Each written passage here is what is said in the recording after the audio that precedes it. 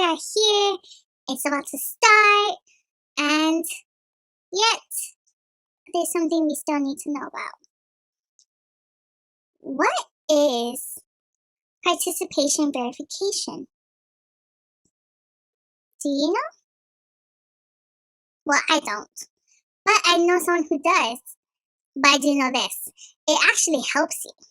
As our interim Dean of Student Services, Karen Cato, will tell you how. Okay, so I wanted to share with everybody a little bit about participation verification, which is a process that was introduced in the spring of 2021. So really quickly, what is it? Participation verification is an effort to identify students who are registered but who are not participating in the semester. Students who are identified as non-participatory are administratively dropped from their classes, and they're issued 100% tuition refund for the classes that they're dropped from. This is a university-wide 10-campus effort, so it's happening throughout the university system, and it happens every semester. So to give you a brief idea of the process that occurs, and so this timeline here is based on our semester-long classes, our 16-week classes. Participation verification occurs in all classes, but this timeline is just for the 16-week classes. So, and this is a rough estimate because every semester the actual dates change, right? So basically what happens is the semester begins, and then instructors start to assess students' participation in their classes from the beginning of instruction all the way through the late registration add drop period. And that's typically the Tuesday of the second week of classes. After the late registration period ends, then instructors start to report their no-shows.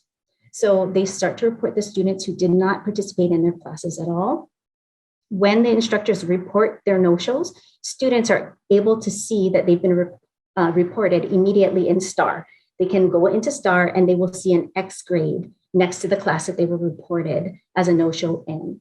Students also will receive email notifications saying that they were identified as a no-show. And instructors during this time can make any corrections as needed. So if a student gets an email saying that they were reported as a no-show and it was an error, they can contact their instructors and their instructors can make corrections to that report during this 1 week period. After the 1 week period ends, which is about 2.5 weeks into the semester, the college starts to administratively drop students who are still reported as no-shows. Students will have those courses erased from their record, and they will receive 100% refund for those courses. If they are financial aid students, then their financial aid awards are adjusted to reflect the credit load adjustment that occurred, right?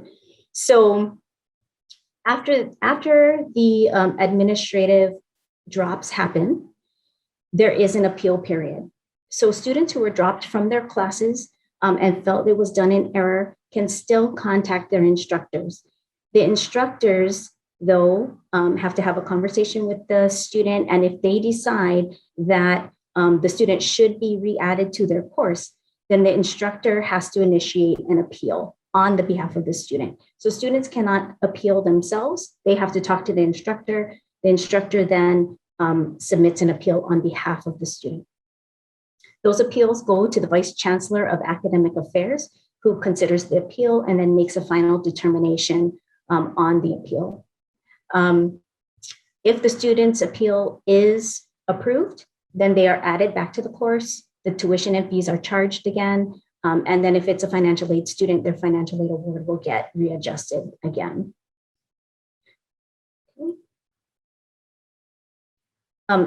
As I said, we do this, that was a semester-long timeline. We do it for all of our classes, though, including part-of-term classes. And our part-of-term classes, as you can imagine, have a shorter timeline. Because our part-of-term classes themselves are shorter, this process is shorter for them. Typically, instead of a week, they have days for all of this to transpire. So dates and deadlines are established every semester and are available for students to view. So why are we doing participation verification? There are three real reasons why we're doing it. One is that in the spring of 2021, there was a new policy that came out, a UH policy that applies to all campuses that says that we have to participate in this process. But really, the bigger reason why we're doing this is to help students. Typically, without this process, students who registered and then didn't know that they had to drop their courses received failing grades at the end of the semester. They also were held responsible for the tuition and fees charged for those classes that they never attended. This way, students who did not withdraw from their classes and then did not participate, they will have these classes removed from their record. They will not be held responsible for the tuition and fees. And so it will not damage their record for the future, right? And there's all kinds of reasons why students don't withdraw from their classes. Sometimes they don't know that they need to. Sometimes they assume that because they didn't pay, they'll get automatically dropped, and that kind of thing. So this helps students avoid those academic and financial consequences for classes that they never attended. And then the final reason we're doing it is to be in compliance with federal financial aid regulations. Federal financial aid rules say that we have to verify students' attendance. And so this helps us be in compliance with that.